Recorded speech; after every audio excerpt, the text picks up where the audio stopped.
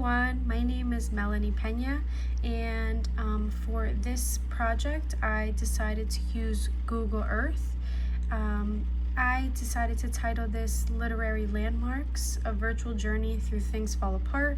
So I feel like that's been my focus novel for this class, so I decided to continue on with that. We are set in Africa for this project. And why did I choose this? One challenge that I often see in my classroom is that students tend to struggle to connect with the text, especially text that is in a completely different setting than where they are originally from or where they're studying.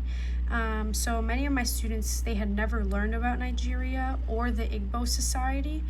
So they begin reading the novel without much background knowledge in order to fully understand the characters, traditions, and conflicts. So I thought this project was an excellent way to kind of dive into that before reading, and my overall goal was to build that foundation before students even touch the book. So it allows them to explore a whole different place without them having to essentially leave the classroom. This allows them to experience the setting rather than simply reading about it, or what I would normally do is I would do historical context, or they would have to do a web quest where they would have to research. So this is a good way to kind of step away from those things. So Google Earth projects, it was free, it's easy to access, and it doesn't require expensive VR equipment. So like I mentioned in my previous discussion, I thought that was very important because I do teach at a Title I school. So because of that, obviously kids are not able to afford VR equipment, or let alone the district be able to provide it. So I wanted to make sure this was something that was accessible to all students. They could complete this on a Chromebook, a tablet, a smartphone, which makes it very realistic for today's classroom. So while it's not fully immersive as far as it being a headset experience, Google Earth creates a virtual journey that allows students to explore real places. So it's great because it has satellite imagery, photographs, maps, and interactive information. So here, right, it's set to Africa specifically, but you could go anywhere in the world, absolutely anywhere. So the project begins with a welcome page that introduces, it has a little intro. Oh wait, I'm sorry, let me play it. Well, here's the outline, and let me go for the slideshow. My apologies. I have the learning objectives to start off, the title, and what they're going to be doing, right? They're going to be exploring geography, culture, and history behind Chinua Achebe's classic novel. Here are the learning objectives, which are bulleted as well. And again, like I mentioned in my reflection piece, what would have worked here maybe a little better is like some sort of imagery or like brighter colors, but that would definitely be something that I could tweak for the future. So it also has a welcome page, which I wanted to incorporate, I guess, more color before they begin reading the novel. It's basically going to outline the questions that they'll be seeing throughout, and what they're going to be focusing on, which are the people, places, traditions, and historical events. So what's the goal by the end of the tour? To have a stronger understanding of the world that Achebe created and why it still matters today. So how is this still relevant? What can we kind of gather from this, despite being in a completely different country and not really experiencing what these characters have experienced? So the first stop here is Nigeria. They'll learn about the country's location is specifically in West Africa, its physical geography, and its incredible cultural diversity. This gives students a broader understanding of where the novel takes place, and also encourages them to think about how the environment shapes people's lives daily. So I have the description here, we have the location, and then after they were to, obviously you click, you zoom in, you could explore anywhere in the region, and then you just go from there. So once they would do that, they could even change, obviously, their perspective. They could become the little person that stands. So you have a street view. After that, you have a little bit of a reflection. So again, this could be done as like a class or independently as well. So I was thinking more so in the form of like journal entries or prompts. Then we transfer over to the Igbo homeland, which is in the southeastern Nigeria. Here, students are able to learn about the Igbo people, specifically their village life, family structure, agriculture, tradition, and more. So this overall helps students understand the customs and beliefs that influence many of the characters throughout the novel. Then again, followed up with a reflection question: how do traditions help shape a community? Then we move on to the Niger River, where they explore how geography influenced farming, trade, and daily life. So again, I have the little description that they would have access to as well. And they can also obviously explore, like mentioned before. So they learned why crops such as yams were important within Igbo society. So that's a big focus of the novel. And this helps students better understand several key events and symbols that they will encounter while reading.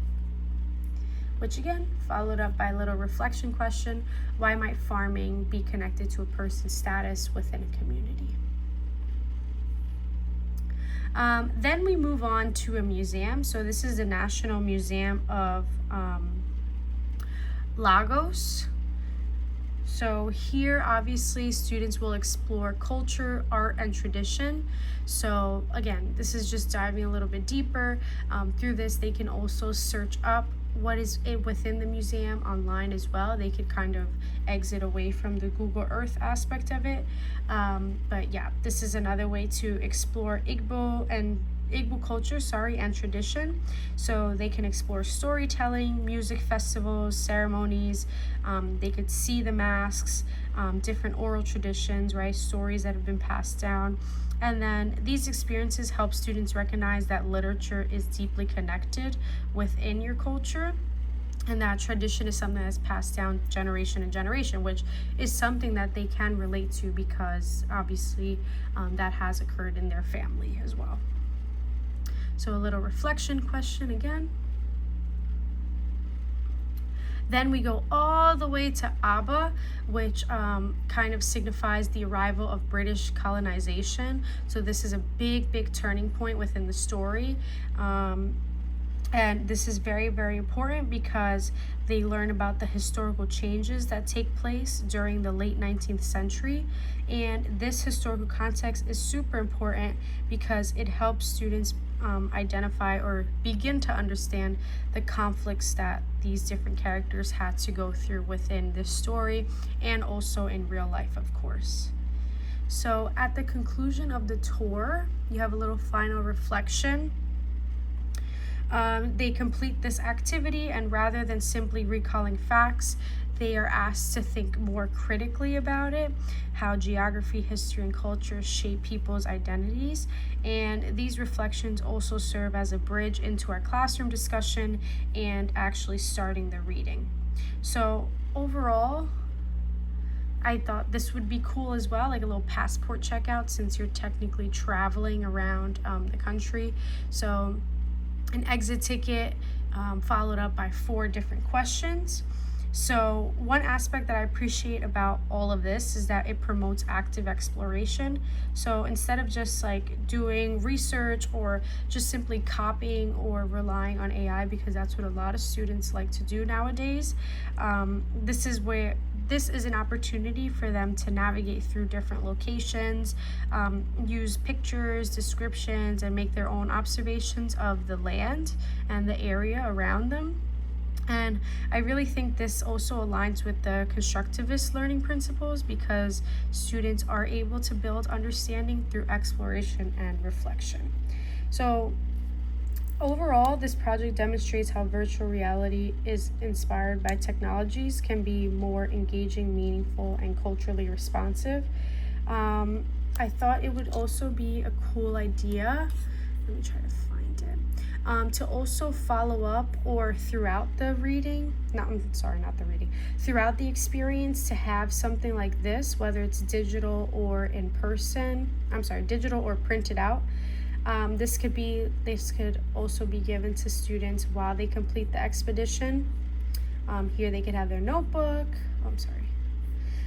Thinking like a literary explorer, prediction stations, theme trackers, passport check-ins, right? So this all will be leading into their work in chapter 1.